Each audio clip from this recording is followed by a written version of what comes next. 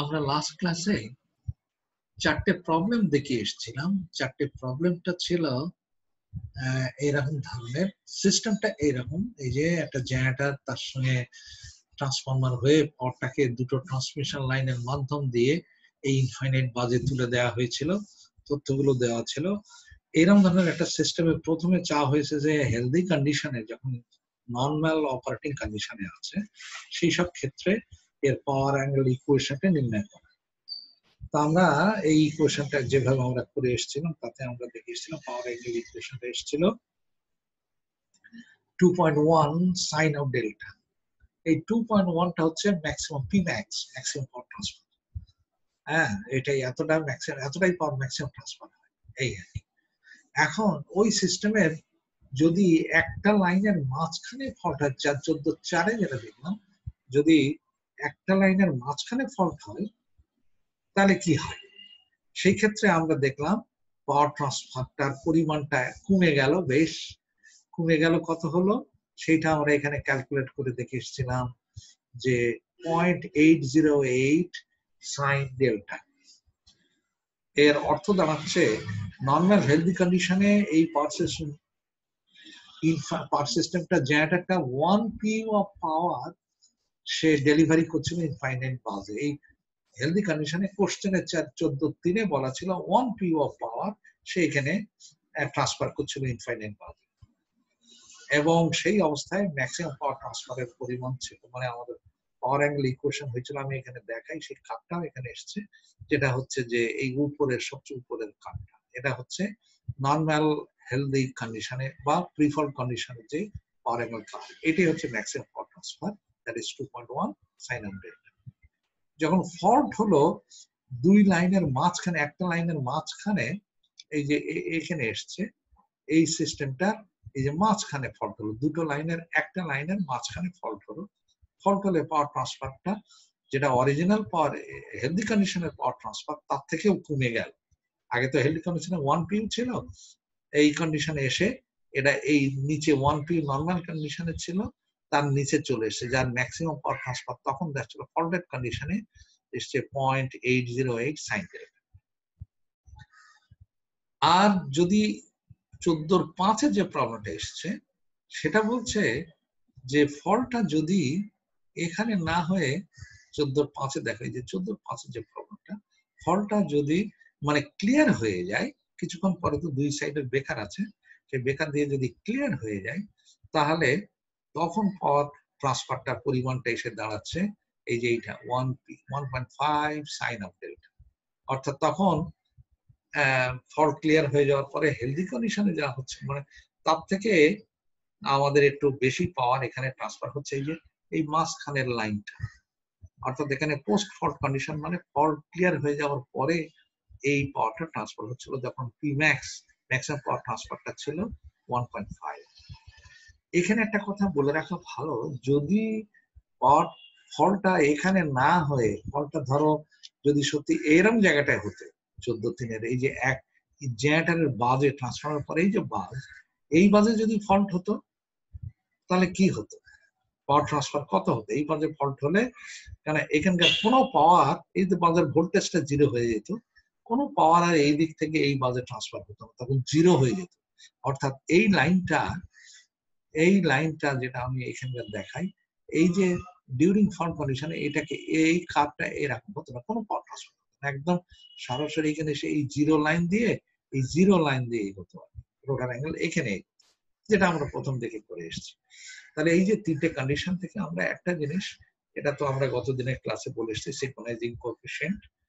এখানে এসে দেখো যে যদি এইরকম সিনারিও হয় যে ফল্ট কন্ডিশনে কিছু পাওয়ার ট্রান্সফার হচ্ছে, এরকম একটা কন্ডিশনে যদি আমাদের ক্রিটিক্যাল ক্লিয়ারিং অ্যাঙ্গেল বার করার প্রশ্ন ওঠে, যে এরকম একটা সিস্টেমে দেখতে পাচ্ছ যে মাঝখানে ফল্ট হলে আমাদের কিছু পাওয়ার ট্রান্সফার হচ্ছে, সেরকম সিনারিওতে আমাদের ক্রিটিক্যাল ক্লিয়ারিং অ্যাঙ্গেলটা কত? আমরা ক্রিটিক্যাল ক্লিয়ারিং অ্যাঙ্গেল বার করছি কোন সময়টা ফল্টটা এখানে না, জেনারেটরের টার্মিনাল, তা সেখানে ট্রান্সফরমার হয়ে জেনারেটর টার্মিনাল হোক আর যাই থাকুক, যদি এখানে ফল্ট হয়, এখানে পাওয়ার ভোল্টেজটা জিরো হয়ে যায়, পাওয়ার ট্রান্সফার একদম কোলাপস করে, যার ফলে সেই কন্ডিশনের আমরা এই করে ক্রাইটেরিয়া থেকে এতে বার করে এসেছি যে ক্রিটিক্যাল ক্লিয়ারিং অ্যাঙ্গেল এবং তার করসপন্ডিং টাইম, যেটা ক্রিটিক্যাল ক্লিয়ারিং টাইম, সেটা বার করে এসেছি। কিন্তু এইরকম কন্ডিশনে যখন কিছু পাওয়ার ট্রান্সফার হচ্ছে, যে কন্ডিশনটা 14 এই যে 3, 4, 5, বিশেষ করে 14-4 যে কন্ডিশনটা আসলে কিছু পাওয়ার ট্রান্সফার হচ্ছে ডিউরিং ফল্ট, এইরকম কন্ডিশনে যদি আমাদের হয় তাহলে ক্রিটিক্যাল ক্লিয়ারিং অ্যাঙ্গেলটা কি করে আমরা নির্ণয় করব? এখানে 3 সিনারিওতে 3 কন্ডিশনে 3টে কার্ভ এখানে দিয়ে দিয়েছে। দেখো যে এই এ কার্ভ যেটা হচ্ছে বিফোর ফল্ট কন্ডিশন অর্থাৎ প্রি ফল্ট কন্ডিশনের এই curve Pmax sin of delta, যেটা হচ্ছে সবচেয়ে উপরের কার্ভ। বি কার্ভটা হচ্ছে ডিউরিং ফল্ট, যেটা R1 Pmax অর্থাৎ Pmax এর থেকে কমে যাচ্ছে, এই ফ্র্যাকশনটা হচ্ছে এইটা, এই Pmax এর এতটা ফ্র্যাকশন অর্থাৎ Pmax এর থেকে কমে যাওয়া, এই R1 এর মান নিঃসন্দেহে লেস দ্যান 1, বুঝতে পেরেছো? R1 এর মান 1 এর থেকে নিঃসন্দেহে কম হবে, যার ফলে Pmax এই হেলদি কন্ডিশনে যে Pmax হতো, ফল্ট কন্ডিশনে Pmax এর পরিমাণ, টোটাল পরিমাণটা কমে যাচ্ছে, এটা ডিউরিং ফল্ট। আর ফল্ট যখন ক্লিয়ার হয়ে যায়, আফটার ফল্ট ক্লিয়ারেন্স বা পোস্ট ফল্ট কন্ডিশনে আমাদের এই পাওয়ারটা R2 Pmax, এখানেও এটা একটা আলাদা ফ্র্যাকশন, কিন্তু নিঃসন্দেহে এই Pmax টোটাল যে Pmax ট্রান্সফার হচ্ছিল তার থেকে এই Pmaxটা বেশি হবে। সেটা এখানে দেখা যাচ্ছে যে ফল্ট কন্ডিশনে এই এতটা ছিল এইরকম Pmax, এতটা ভ্যালু, আর ফল্ট ক্লিয়ার হয়ে যাবে Pmax এর পরিমাণ বেড়ে গেল। অফকোর্স হেলদি কন্ডিশনে তো যাবেই না, কিন্তু বেড়ে গেল ফল্ট কন্ডিশনের থেকে আর কি। এইরকম 3টে কন্ডিশনের আমাদের এখানকার পাওয়ার অ্যাঙ্গেল কার্ভের কার্ভগুলো, ইকুয়েশন গুলো দেওয়া আছে, সেখান থেকে পাওয়ার অ্যাঙ্গেল কার্ভগুলো বার করা হয়েছে, ড্র করে নেওয়া হয়েছে। এখানে দেখো আমাদের যদি ফল্ট এখানে হয়, এখানে এই জায়গাটা ফল্ট হয়, কিন্তু হেলদি কন্ডিশনে ছিল, এটা উপরের কার্ভ। ফল্ট হলে আমাদের কোথায় এসে ঠেকলো দেখো, ফল্ট হলে পাওয়ার ট্রান্সফার কি জিরোতে তো হবে না, এইখানে আসবে না, ফল্টটা হচ্ছে এই এফ পয়েন্টে এসে হাজির হচ্ছে, এই কার্ভের সঙ্গে মিশছে এখানে এই পয়েন্টে, এই পয়েন্টে এসে রোটার মুভ করছে এই দিকে, এই দিকে অ্যাঙ্গেলটা বেড়ে যাচ্ছে, এই দিকে এই অ্যাঙ্গেলটা বাড়ছে ঠিকই, কিন্তু এই লাইনের বরাবর এই যে বেড়ে জি পয়েন্ট পর্যন্ত গেল, এখানে ফল্টটা যদি ক্লিয়ার হয়, হ্যাঁ, এবং এটা ক্রিটিক্যাল ক্লিয়ারিং অ্যাঙ্গেল বলছি, এটা যদি ক্লিয়ার করতে আমরা পারি, যখন রোটারের অ্যাঙ্গেলটা ডেল সিতে পৌঁছেছে, সেই সময় যদি আমরা ক্লিয়ার করি, তাহলে সিস্টেমটা হুকড হচ্ছে এইচ পয়েন্টে, সিস্টেমের সঙ্গে লকড হচ্ছে এখন এইচ পয়েন্টে, যেটা ফল্ট ক্লিয়ারের পরে। তার মানে এখানে নিঃসন্দেহে আমরা দেখছি যে নর্মাল যে পিএম এর লাইন, তার থেকে ইলেকট্রিক্যাল পাওয়ারটা বেশি এইচ পয়েন্টে, তার মানে নিশ্চয়ই রিটার্ডেশন হবে, কিন্তু এখানে অলরেডি ইলেকট্রিক্যাল এনার্জি দেখো কতটা কাইনেটিক এনার্জি রোটারের মধ্যে কাইনেটিক এনার্জি অ্যাড করে ফেলা হয়েছে। এই যদি এখানে যায় তাহলে এই কার্ভটা হচ্ছে এরকম ধরনের, এই যে কার্ভটা A1 এখানে ড্যাশ লাইনে দিয়ে দেখানো হয়েছে, সেটা বুঝতে পেরেছো তো? এই যেটা পয়েন্ট, এই পয়েন্টটা হচ্ছে ই, এই যে ছোট্ট একটা পয়েন্ট ই এখানে, তার মানে এ এফ জি ই, এই যে একটা ছোট এরিয়া, এই এরিয়া মানে হচ্ছে যে ডিউরিং ফল্ট আমাদের এতটা কাইনেটিক এনার্জি রোটারের মধ্যে পুশ করা হয়েছে, অ্যাডিশনাল এনার্জি, সিঙ্গেল স্পিডে ঘোরার জন্য যে এনার্জি, তার থেকে এইটা বেশি এনার্জি ঢোকানো হয়েছে, যার ফলে এখানে স্পিড আপ হয়ে গেছে। এখানে যখন গেল হুকড হলো, তখন দেখলো যে একটা সিস্টেম দেখলো যে আমার মানে ইলেকট্রিক্যাল আউটপুট পাওয়ারটা অ্যাকচুয়ালি মেকানিক্যাল ইনপুট পাওয়ার থেকে বেশি, অতএব এখানে এসে রিটার্ডেশন, পি অ্যাক্সেলারেশনটা নেগেটিভ, রিটার্ডেশন। কিন্তু এখানে এই যে হেভি মাস, অতএব একে তো থামানো যাবে না, অলরেডি সিঙ্ক্রোনাস স্পিডের বেশি স্পিড এখানে ছিল, অতএব রোটারটা সুইং করে সর্বোচ্চ মনে করো এই পর্যন্ত গেল আর কি, এটাই ক্রিটিক্যাল ক্লিয়ারিং অ্যাঙ্গেল আর কি, এখানে চিন্তা করছি সর্বোচ্চ এই পর্যন্ত যে সিঙ্ক্রোনাস হয়ে গেল, বুঝতে পেরেছো? এই বি পয়েন্টে যখন পৌঁছালো, তখন আবার সিঙ্ক্রোনাস স্পিডে এসে পৌঁছালো, এটা লাইনটা ক্রস করার দরকার হয়নি সিঙ্ক্রোনাস স্পিডে পৌঁছানোর জন্য। আমি যদি ফলটা আর একটু পরে ক্লিয়ার করতাম, তাহলে কিন্তু এই বি পয়েন্ট ক্রস না করলে সে করতেই হতো তাকে, বুঝতে পেরেছো? এতটাই কাইনেটিক এনার্জি এখানে ছিল, সে আরো দূর চলে আসতো, কিন্তু বাই দিস টাইম এখানে যদি চলেই আসতো, তাহলে ইলেকট্রিক্যাল আউটপুট পাওয়ারটা মেকানিক্যাল থেকে কম হতো, আবার অ্যাক্সেলারেশন, তার মানে সে কোনোদিনও সিঙ্ক্রোনাস স্পিডে ব্যাক করতো না। কিন্তু এখানে এইটাই হচ্ছে সেই লিমিটিং পয়েন্ট, যে এই পর্যন্ত সে মার্জিনালি এই পর্যন্ত পৌঁছেছে, এরপরে আর পৌঁছানোর দরকার হয় না, এখানে এই পয়েন্টই সিঙ্ক্রোনাস স্পিডে পৌঁছে গেছে। তাহলে এখানে দেখো যে এরিয়াটা হচ্ছে এই যে এইচ ই, এই যে বি, এই যে এই এরিয়াটা এই যেটা ভার্টিক্যাল স্মল লাইন দ্বারা হ্যাশ দেওয়া হয়েছে A2। তাহলে এই A1 আর A2 আমাদের এখানে সমান হতে হবে to keep the system stable. অর্থাৎ এখানে যদি ক্লিয়ার করি, ফলটা ক্লিয়ার এই জায়গাটা করতে পারি, তাহলে সে মার্জিনালি স্টেবল হচ্ছে এই এই প্লট সিস্টেমটা। কিন্তু এর পরে ক্লিয়ার করলে তখন স্টেবল থাকবে না। তাহলে এই পয়েন্টটাই হচ্ছে সেই ক্রিটিক্যাল ক্লিয়ারিং অ্যাঙ্গেল, এই অ্যাঙ্গেল যেখানে এর পরে ক্লিয়ার করলে রোটার অ্যাঙ্গেলের এর পরে যদি ক্লিয়ার করি আরো পরে, তাহলে রোটার অ্যাঙ্গেল আরো বেড়ে যাচ্ছে। তখন যদি ক্লিয়ার করি তাহলে আর এটা এই সিঙ্ক্রোনাস স্পিডে পৌঁছবে না, তখন এই বি লাইন থেকে পাওয়ার পিএম এর লাইনকে ক্রস করে যেতে হবে সিঙ্ক্রোনাস স্পিড পৌঁছানোর জন্য। কিন্তু বাই দিস টাইম এখানে যদি ক্রস করে একবার, তাহলে তো সিঙ্ক্রোনাস স্পিড পৌঁছানোর জায়গা নেই, কারণ এখন আবার অ্যাক্সেলারেশন শুরু হয়ে গেছে। অতএব ওই সিঙ্ক্রোনাস স্পিডের বেশি অলরেডি ছিল, তারপরে আবার অ্যাক্সেলারেশন, সুতরাং ফিরবে না কোনোদিন। তাহলে এখন আমাদের এই এই সিনারিও থেকে ইকুয়ালের এরিয়া A1 আর এরিয়া A2 ইকুয়ালের এ ক্রাইটেরিয়ার এই কন্ডিশনটা এখানে অ্যাপ্লাই করে আমরা ক্রিটিক্যাল ক্লিয়ারিং অ্যাঙ্গেলে ডেল সির মান বার করি। তো দেখো এখানে সেই কথাই এখানে বলেছে। তুমি দেখো এখানে এরিয়াটা, এই এরিয়াটা কি করে বার করেছে দেখো। From the tangent stability limit, two curves A1 and A2 are equivalently the area দেখো under the curve ABCD। এই যে টু এরিয়া A1 আর A2 কে কি করে এরা দেখাচ্ছে দেখো, সেই জিনিসটা একটু বোঝার বিষয় আছে।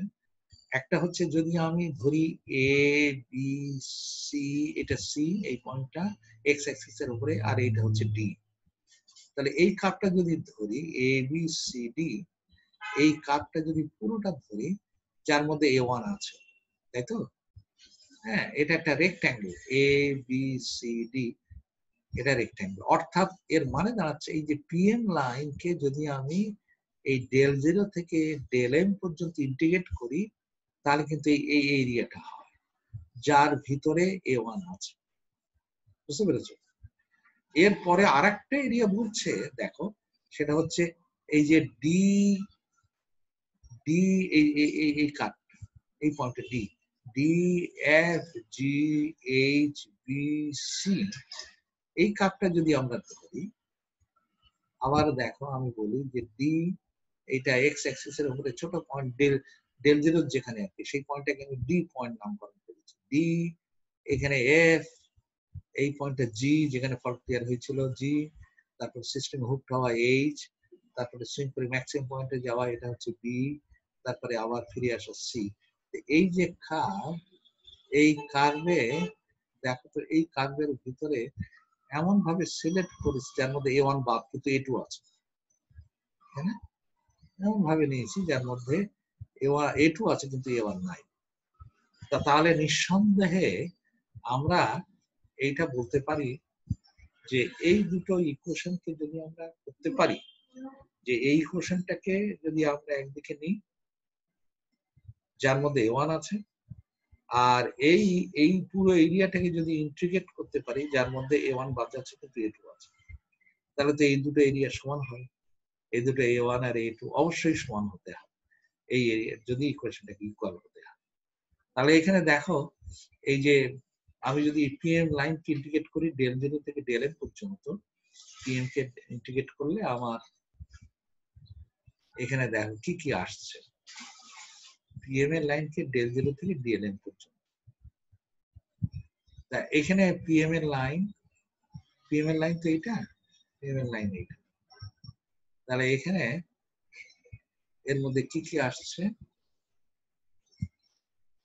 আমাদের আসছে R1 Pmax sin of delta del C পর্যন্ত। এখান থেকে দেখ এই এরিয়াটা আমি যদি করি R1 Pmax কোনটা ছিল বিকার, এই যে বিকার এইটা, আমি যদি এই এরিয়াটা ইন্টিগ্রেট করে নিই,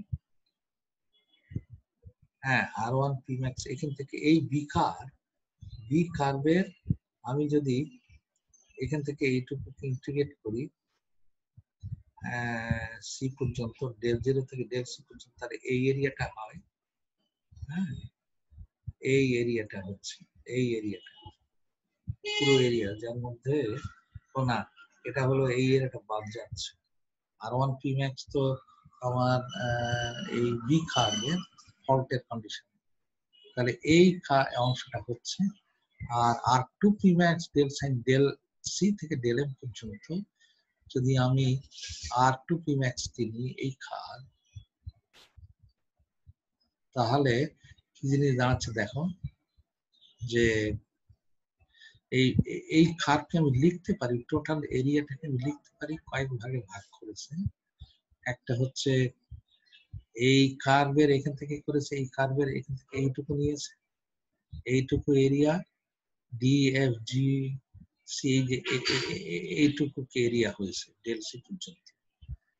আর যদি এইটাকে দেখো পিএমকে, এটা নিচ্ছে R2 Pmax, মানে এই যে সেকেন্ড কার, এই কার এই পয়েন্ট থেকে ডেল সি থেকে ডেল এম পর্যন্ত, তাহলে এর মধ্যে এই পুরো এরিয়াটা এখান থেকে এই পর্যন্ত এই এরিয়াটা, তাহলে এইটার মধ্যে দেখো, এইটার মধ্যে আমি দেখছি যে আমাদের এই খাতটা আসছে del two P R R2, মানে এখান থেকে এই পর্যন্ত, যার মধ্যে পুরো এই এরিয়াটা A2 আছে, A1 নাই। আর এই ফার্স্ট টার্মের মধ্যে আমার শুধু এই এরিয়াটা আছে যার মধ্যে R1 বাদ গেছে। বুঝতে পেরেছো? তাহলে আমি যদি পুরো এই এরিয়াটাকে ভাগ করি এইভাবে, পিএম কে আমি লিখতে পারি, এই এরিয়াটা এখানে ঢুকছে, এই এরিয়াটা এখানে পিএম কে ইন্টিগ্রেট করলে, দাঁড়াও এখানে একটা জায়গায় আমি নিজে একটু বুঝে নিই ভালো করে। এই এরিয়াটা যদি আমি ইন্টিগ্রেট করি, যার মধ্যে A1টা বাদ যাচ্ছে, আর এই এরিয়াটা যদি ইন্টিগ্রেট করি, তাহলে A2টা বাদ, A1টা বাদ যাচ্ছে। হ্যাঁ, এই A2টা আসছে, A1টা বাদ যাচ্ছে।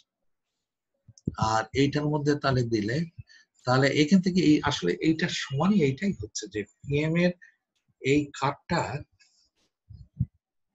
এই ABCD যদি কার্ডটা নিই, তার মধ্যে A2 বাদ, এই কার্ডটা নিলে A2 বাদ কিন্তু A1 আসছে। আর এই খাতটা নিলে A2 আসছে কিন্তু A1 বাদ। তাহলে আমি এই জায়গাটা একটুখানি স্টপ করে দিই, আমি রেকর্ডিংটা পজে দিয়ে, যে জিনিসটা আমরা বলতে চেষ্টা করছিলাম, যে এইটা হচ্ছে রেক্ট্যাঙ্গেলটা, যে রেক্ট্যাঙ্গেল হচ্ছে ABCD, লেফট হ্যান্ড সাইডের এটা রেক্ট্যাঙ্গেল, যেটা ABCD এর সঙ্গে করে আছে। এইটা বলছি আমি ইকুয়াল টু, মানে ABCD এর ভিতরে কিন্তু এরিয়া A1 আছে, A2 বাদ যাচ্ছে, কিন্তু এইটা সমান, এই যে ABCD সমানকে আমি বলছি যে কার, যেটা হচ্ছে DFGHBC, যার মধ্যে A2 আছে কিন্তু A1 বাদ। তা আমি যদি এই দুটোকে সমান হয়, নিঃসন্দেহে সেক্ষেত্রে আমাদের A1 আর A2 যদি সমান না হয়, তাহলে তো এই ইকুয়েশন স্যাটিসফাই করে না। কথাটা ধরতে পেরেছো? যে ABCD যে রেক্ট্যাঙ্গেল, এই রেক্ট্যাঙ্গেলের মধ্যে A1 আছে কিন্তু এরিয়া A2 বাদ। আর ডান দিকের যে এরিয়াটা, সেটা হচ্ছে এই এরিয়াটা DFGHBC, এই এরিয়াটার মধ্যে A2 বাদ কিন্তু A2 আছে কিন্তু A1 বাদ। তাহলে তো এই দুটো নিঃসন্দেহে সমান না হলে এই ইকুয়েশন ইকুয়েট করা যায় না, এটা সমান হতেই হবে। A1 A2 সমান হলেই আমরা এইটা কেবলমাত্র লিখতে পারি। তাহলে আমরা এখানে দেখি, যদি সমান না হয় তখন তো বুঝতে হবে যেটা সিনক্রোনিজমের বাইরে যাবে, লস্ট হবে সিনক্রোনিজম। তো সেই হিসেবে আমরা পিএম এর লাইনটা, এটা হচ্ছে রেক্ট্যাঙ্গুলার ইকুয়েশনটা হচ্ছে এইটা, পিএম কে ডেল জিরো থেকে ডেল এম পর্যন্ত ইন্টিগ্রেট করে নিয়েছি এইটা। আর ডান পাশেরটা হচ্ছে দেখো, এই যে ডিএফ যেটা ডিএফ, মানে এই যে এরিয়াটা, হোয়াইট এরিয়াটা ডিএফজি, এই ডেল সি পর্যন্ত, এই এরিয়াটা, মানে প্রথমে ডেল জিরো থেকে ডেল সি পর্যন্ত যদি এই বি কার্ভকে ইন্টিগ্রেট করি, তাহলে আমরা পাচ্ছি এই এরিয়াটা। আর প্লাস তার সঙ্গে যদি এই এরিয়াটা যোগ করতে পারি, অর্থাৎ যেটা সি কার্ভকে যদি আমি ডেল জিরো থেকে ডেল এম পর্যন্ত ইন্ডিকেট করতে পারি, তাহলে এই এরিয়াটা আর প্লাস এই এরিয়াটা, দুটো এরিয়া গেল, যার মধ্যে এটু ঢুকলো কিন্তু অনবাউন্ড।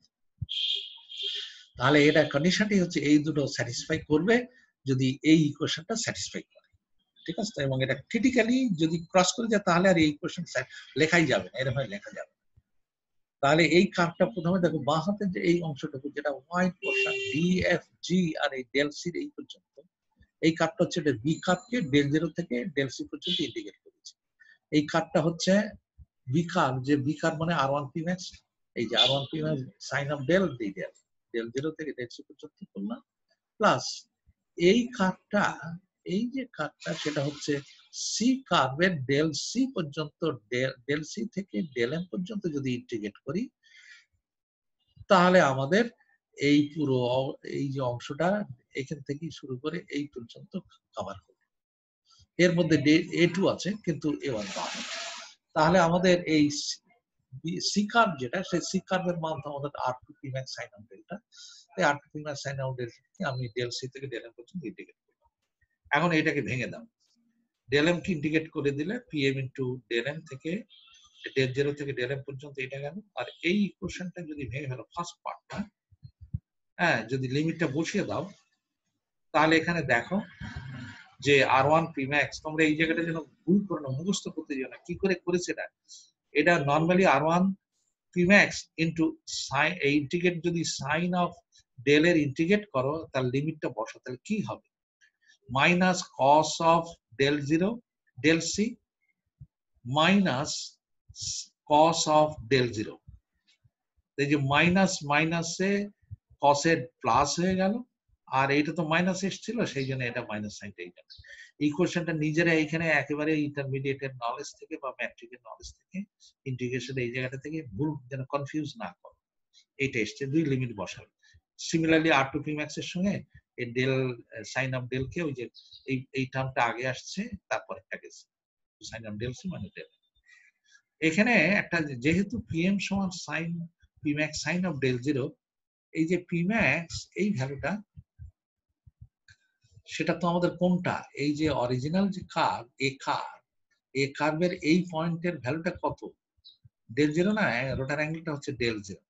তাহলে এই যে কার্ভ যেটা আর পি ম্যাক্স সাইন অফ ডেল্টার সঙ্গে যদি ডেল জিরো বসাও তাহলে যেটা পিএম এর সঙ্গে সমান হবে, এই ভ্যালু যে পিএম, সেই কথা এখানে লিখেছে যে পিএম সমান হচ্ছে P max sine of del zero, যেটা A curve PM sine of del, এই ভ্যালুটা যদি ডেল জিরো হয়ে যায় তাহলে তার মান হবে পিএম এর লাইনের সঙ্গে, কার্ভটা এই পয়েন্টে কাজ করে, এইটা পিএম এর পয়েন্ট, এতটা পিএম এর লাইন, ঠিক আছে? তো ইকুয়েশনকে আমি লিখতে পারি। তারপরে আমি করেছি কি পিএম কে আমি এইভাবে সব ভেঙে চুরি একটু নিয়েছি আর কি।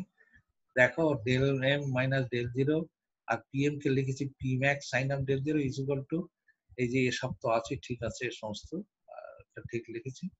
এখান থেকে এই দেখো সব জায়গা থেকে পি ম্যাক্স কমন নিয়ে বাদ দিয়ে দিয়েছে, তাহলে আমাদের আসছে del M minus del zero sine of del zero, এখানে পি ম্যাক্স তো সব বাদ, ইজ ইকুয়াল টু এখান থেকে দেখো এটা কমন নিচ্ছে, এটা কমন নিয়ে নিচ্ছে del C, cosine of del C common নিয়ে নিচ্ছে, cosine of del C common নিলে R two minus R one আসে কোসাইন অফ ডেল সি, আর এখান থেকে plus R one cosine of del zero, R one cosine of del zero, আর এখানে থাকে R two cosine of del M. এইটা এখান থেকেই আমাদের দরকার হবে এই ডেল সি বার করা, এইটাই কোসাইন অফ ডেল সিটা বার করা। এটা বার করতে গেলে এই পার্টটাকে আলাদা করে নিয়েছে, সিম্পল আর কিছু না, সব দিকে নিয়ে যে ইকুয়েশনটা এরকম এসে দাঁড়িয়েছে। দাঁড়ালে এখান থেকে ডেল সিটা cosine inverse of this value. এখানে আমাদের একটা অসুবিধা আছে যে R one R R to value বার করতে হবে, ডেল জিরোর ভ্যালু আমাদের ক্যালকুলেট করে নিতে পারবো, যে লোডে ইনিশিয়াল লোডে রান করছিল ডেল এমটা ক্যালকুলেট করতে হবে। তাহলে আর ওয়ান আর টু আর ডেল এম, আর ওয়ান আর টু আমরা বার করার পথ আছে, আমরা ডেল এমটা বার করতে হবে, ডেল এম না বার হওয়া পর্যন্ত এই ডেল সি মানে ক্রিটিক্যাল ক্লিয়ারিং অ্যাঙ্গেল বার করতে পারবে না। তা সেটা কি করে করছি দেখো, এখানে ফ্রম দি কার্ভ এই যে পিএম এর লাইনে যদি ধরো এই কার্ভের এই পয়েন্ট, এই কার্ভের এখানে টাচ করেছে, এইখানকার পয়েন্ট, এই পয়েন্ট সব একই পয়েন্ট, সব ভ্যালু এক। তার মানে আমি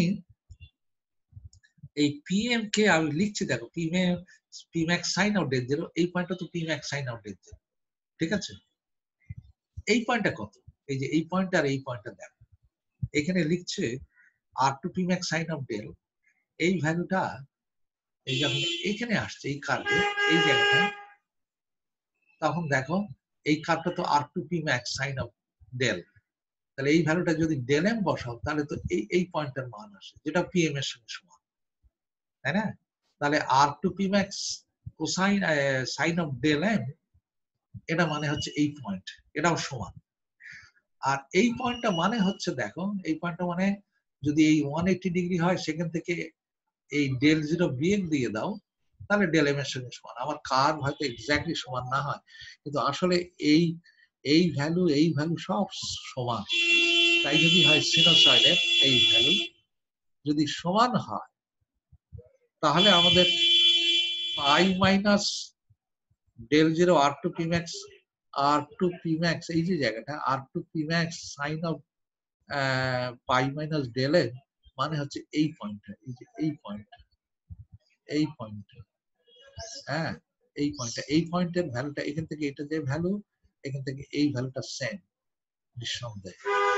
এই জন্য এই ভ্যালুটাকেও আমি লিখতে পারি, এই ভ্যালুটা হবে আমাদের R2 পিম্যাক্স, এটা তো R2 P max sine of del এর ভ্যালু, R2 পিম্যাক্স এখান থেকে ডেল এম কে আমি লিখতে পারি এই পাই মাইনাস ডেল এম দিলে এই ভ্যালুটা, পাই মাইনাস ডেল এম দিলে এই ভ্যালুটা আসবে। আমি এই জন্য লিখেছি পাই মাইনাস ডেল এম। তাহলে আমার আসছে যে সাইন অফ ডেল 0, এই যে পিম্যাক্স কাটা দেয়, এখানে দেখো এই জায়গাটা এই ইকুয়েশন, আর এইটার সঙ্গে আমি যদি নিই, তাহলে আমাদের আসছে সাইন অফ ডেল পিম্যাক্স সব কাটা দাও, তাহলে is equal to R2 sine of pi minus del M. এখানকে ভেঙে দেখো, sine of pi minus del M কে লিখে এই সাইন ডেল 0 বাই R2, এখান থেকে pi minus del M is equal to sine inverse, এটাকে এই সাইডে নিয়ে আসবে সাইন ইনভার্স এই ভ্যালু, এখান থেকে del M is equal to pi minus এই ভ্যালুটা চলে আসে এই সাইডে পাই মাইনাস। তাহলে আমাদের ডেল এম এর ভ্যালুটা এখান থেকে আমরা বার করে নেব। ডেল 0 যেহেতু জানা, R2 সব পরে জানা হবে, তাহলে ডেল এম এর ভ্যালু বার হলেই আমরা এই ডেল সির ভ্যালু বার করতে পারবো, যেটা কোসাইন ইনভার্স এই পুরো ভ্যালুটা। এইভাবে আমরা ক্রিটিক্যাল ক্লিয়ারিং অ্যাঙ্গেল বার করে ফেলতে পারি during the condition when some amount of power is being transferred through this system during fault. মানে ফল্ট কন্ডিশনে যদি কিছু পাওয়ার ট্রান্সফার হয়, তখনকার ক্রিটিক্যাল ক্লিয়ারিং অ্যাঙ্গেল হচ্ছে এই ভ্যালুটা। এখানে দেখো 14/8 এই প্রবলেমটারই উত্তরটা করা আছে, মানে সেখানে একটা প্রবলেম দেওয়া আছে, এক্স্যাক্টলি এইটার সলিউশন, এইসব ফর্মুলা গুলো ব্যবহার করে সেখানে অঙ্কটা করা আছে। 14/8 তোমরা একটু দেখতে হবে, হ্যাঁ এটা প্লিজ 14/8 স্টিভেনসন বইয়ের, এইগুলো স্টিভেনসন বইয়ের। আর এখানে একটা অঙ্ক দেখানো আছে, এই ভ্যালুটা, এই অঙ্কটা হচ্ছে স্টিভেনসন বইয়ের না, এটা বাইরের একটা বইয়ের, সেই বইয়ের, এটা স্টিভেনসন বইয়ের যে এক্সারসাইজ 14-10 একদম এক, হ্যাঁ 14-10 আমাদের স্টিভেনসন বইয়ের এক্সাম এক্সারসাইজ 14-10 এর সঙ্গে এই প্রবলেমটা একই রকম।